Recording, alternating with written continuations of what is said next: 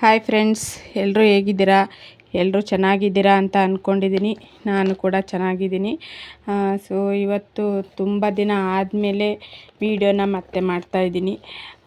ಯಾರೆಲ್ಲ ನಮ್ಮ ವೀಡಿಯೋನ ಸಬ್ಸ್ಕ್ರೈಬ್ ಮಾಡದೆ ನೋಡ್ತಾ ಇದ್ದೀರಾ, ದಯವಿಟ್ಟು ಎಲ್ಲರೂ ಸಬ್ಸ್ಕ್ರೈಬ್ ಮಾಡಿಕೊಂಡು ವೀಡಿಯೋನ ನೋಡಿ. ಇಷ್ಟ ಆದರೆ ಲೈಕ್ ಮಾಡಿ, ಶೇರ್ ಮಾಡಿ ಮತ್ತು ಕಮೆಂಟ್ ಮಾಡಿ, ಹಾಗೆ ಸಪೋರ್ಟ್ ಮಾಡಿ ಅಂತ ಕೇಳ್ತೀನಿ. ಸೊ ಇವತ್ತು ನಾನು ಒಂದು ಸ್ವೀಟ್ ರೆಸಿಪಿನ ಮಾಡೋಣ ಅಂತ ಅಂದ್ಕೊಂಡಿದ್ದೀನಿ. ಅಂದರೆ ಕ್ಯಾರೆಟು ಒಬ್ಬಟ್ಟು ಮಾಡೋಣ ಅಂತ ಅಂದ್ಕೊಂಡಿದ್ದೀನಿ. ಮಾಡ್ತಾಯಿದ್ದೀನಿ. ಮೊದಲಿಗೆ ಒಂದು 4 ಕ್ಯಾರೆಟ್ ತಗೊಂಡು ಅದನ್ನು ನೀಟಾಗಿ ತೊಳ್ಕೊಂಡು ಮೇಲ್ಗಡೆ ಇರೋ ಸಿಪ್ಪೆನೆಲ್ಲ ತೆಕ್ಕೊಬಿಟ್ಟು ಅದನ್ನು ಮತ್ತೆ ಉದ್ದುದ್ದಾಗಿ ಕಟ್ ಮಾಡಿಕೊಂಡು ಸಣ್ಣದಾಗಿ ಹಚ್ಕೊಬಿಟ್ಟು ಅದನ್ನು ಮಿಕ್ಸಿ ಜಾರ್ಗೆ ಹಾಕ್ಕೋಬೇಕು.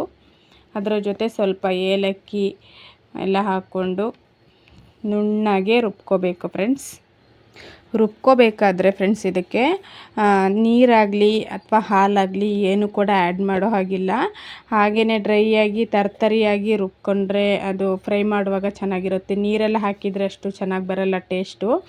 ಸೊ ಇವಾಗ ಬಾಣಲಿನ ಒಲೆ ಮೇಲೆ ಇಟ್ಕೊಂಡು ಅದನ್ನು ಸ್ವಲ್ಪ ಕಾಯಕ್ಕೆ ಇಟ್ಕೊತಾ ಇದ್ದೀನಿ. ಫ್ರೆಂಡ್ಸ್, ನಾನು ಇಲ್ಲಿ ಇದಕ್ಕೆ GRB ತುಪ್ಪನ ಹಾಕೊತಾ ಇದ್ದೀನಿ, ಟೇಸ್ಟ್ ಚೆನ್ನಾಗಿರುತ್ತೆ ಅಂತೇಳಿ. ಇಲ್ಲ ಅಂತಂದರೆ ಮನೇಲಿ ಕಾಯಿಸಿಟ್ಕೊಂಡಿರ್ತಾರಲ್ಲ ತುಪ್ಪ, ಅದಾದರೂ ಆಗುತ್ತೆ. ಅದು ಇಲ್ಲ ಅಂತಂದರೆ ಸ್ವಲ್ಪ ಎಣ್ಣೆನಾರು ಬಿಟ್ಕೊಂಡ್ರೂ ನಡೆಯುತ್ತೆ. ನಾನು ತುಪ್ಪನ ಆ್ಯಡ್ ಮಾಡ್ತಾಯಿದ್ದೀನಿ. ಮತ್ತು ಇದಕ್ಕೆ ಇವಾಗ ನಾನು ರುಬ್ಬಿಟ್ಕೊಂಡಿದ್ನಲ್ಲ ಕ್ಯಾರೆಟ್ನ, ಅದನ್ನು ಫ್ರೈ ಮಾಡಲಿಕ್ಕೆ ಅಂತೇಳಿ ಹಾಕ್ಕೊತಿದ್ದೀನಿ. ಅಂದರೆ ಹಸಿ ವಾಸನೆ ಎಲ್ಲ ಚೆನ್ನಾಗಿ ಹೋಗೋವರೆಗೂ ನೀಟಾಗಿ ಫ್ರೈ ಮಾಡ್ಕೋಬೇಕು ಫ್ರೆಂಡ್ಸ್. ಅದು ಸಿಯೋದಕ್ಕೆ ಬಿಡಬಾರ್ದು, ಸಣ್ಣ ಉರಿ ಮಾಡಿಕೊಂಡು ನೀಟಾಗಿ ಫ್ರೈ ಆಗಬೇಕದು. ಫ್ರೆಂಡ್ಸ್, ಅದು ಕ್ಯಾರೆಟ್ನ ಹೋಳಿಗೆನ ಏನಕ್ಕೆ ಮಾಡ್ತಾಯಿದ್ದೀನಿ ಅಂತಂದರೆ, ಸೊ ಮಕ್ಕಳು ಕೂಡ ಚೆನ್ನಾಗಿ ತಿಂತಾರೆ. ಅದರಿಂದ ಮಕ್ಕಳಿಗೆ ಕೆಮ್ಮಾಗೋದಾಗಲಿ ಆ ಥರದ್ದು ಏನೂ ಆಗೋಲ್ಲ. ಅದಕ್ಕೋಸ್ಕರ ಕ್ಯಾರೆಟ್ ಹೋಳಿಗೆ ಮಾಡ್ತಾಯಿದ್ದೀನಿ, ಇಲ್ಲಾಂದರೆ ಕಾಯಿ ಹೋಳಿಗೆನೇ ಮಾಡ್ತಾಯಿದ್ದೆ. ಸೊ ಇವಾಗ ಇದ್ರ ಜೊತೆಗೆ ನಾನು ಫ್ರೈ ಆಗಿದೆ ನೋಡಿ ಚೆನ್ನಾಗಿ. ಇವಾಗ ಇದಕ್ಕೆ ಒಂದು ಅರ್ಧದಿಂದ 3/4 ಕಪ್ ಆಗೋಷ್ಟು ಸೂಜಿ ರವೆ, ಅಂದರೆ ಸಣ್ಣ ರವೆ ಬರುತ್ತಲ್ಲ, ಉಪ್ಪಿಟ್ಟು ರವೆ ಇಲ್ಲ, ಅದಕ್ಕಿಂತ ಸಣ್ಣ ರವೆ ಬರುತ್ತೆ. ಸೊ ಅದನ್ನು ಆ್ಯಡ್ ಮಾಡ್ತಾಯಿದ್ದೀನಿ. ಅದನ್ನು ಹಾಕ್ಕೊಂಡು ಅದೇ ಕಪ್ಪಲ್ಲಿ ಒಂದು ಕಪ್ ಆಗೋಷ್ಟು ಸಕ್ಕರೆನ ಆ್ಯಡ್ ಮಾಡ್ತಾಯಿದ್ದೀನಿ ಫ್ರೆಂಡ್ಸ್. ಸ್ವಲ್ಪ ಸ್ವೀಟು ಕಮ್ಮಿನೇ ಇರುತ್ತೆ, ಅಂದರೆ ಕ್ಯಾರೆಟು ಸ್ವಲ್ಪ ಸ್ವೀಟಾಗೇ ಇರುತ್ತಲ್ವ. ಸೊ ಅದಕ್ಕೋಸ್ಕರ ನಾನು 1 ಕಪ್ ಆಗೋಷ್ಟು ಮಾತ್ರ ಹಾಕ್ಕೊಂಡಿದ್ದೀನಿ.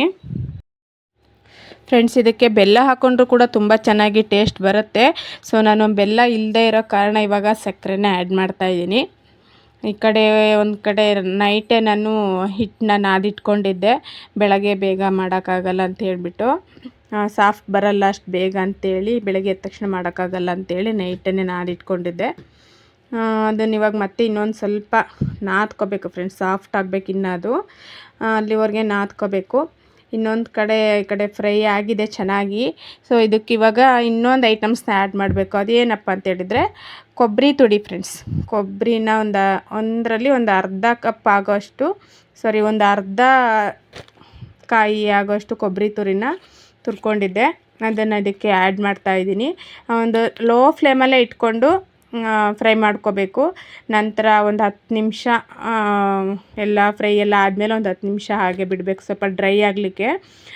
ತೆಗೆದು ನೋಡಿದ ಒಂದು 10 ನಿಮಿಷ ಆದಮೇಲೆ ಎಲ್ಲ ಸಾಫ್ಟಾಗಿ ಚೆನ್ನಾಗಿ ಡ್ರೈ ಆಗಿರುತ್ತೆ. ಅದು ಉಂಡೆ ಕಟ್ಟಿದರೆ ಕೈಗೆ ಅಂಟ್ತೀರ, ಹಂಗೇ ಉಂಡೆ ಥರ ಆಗಬೇಕು, ಅಷ್ಟು ಡ್ರೈ ಆಗೋ ಥರ ಬಿಡಬೇಕು ಫ್ರೆಂಡ್ಸ್. ಸೊ ಕೊನೆಯದಾಗಿ ಇವಾಗ ಒಬ್ಬಟ್ಟು ತಟ್ಟಕ್ಕೆ ಬಂದ್ವಿ, ತಟ್ಕೊತಾ ಇದ್ದೀನಿ ಎಲ್ಲನೂ. ನೋಡಿ ಎಷ್ಟು ಸಾಫ್ಟಾಗಿ, ಹಿಟ್ಟೂ ಕೂಡ ಚೆನ್ನಾಗಾಗಿದೆ. ಈಗ ಅದ್ರ ಜೊತೆ ಕ್ಯಾರೆಟದು ಹೂರಣ ಮಾಡ್ಕೊಂಡಿದ್ನಲ್ಲ, ಅದು ಕೂಡ ರೆಡಿಯಾಗಿದೆ.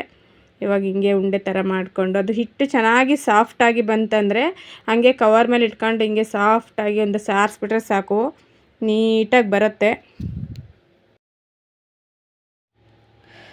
ಫ್ರೆಂಡ್ಸ್. ಇವಾಗ ಇನ್ನೊಂದು ಕಡೆ ನಾನು ತವಾನ ಒಲೆ ಮೇಲೆ ಕಾಯಕ್ಕಿಟ್ಟಿದ್ದೀನಿ.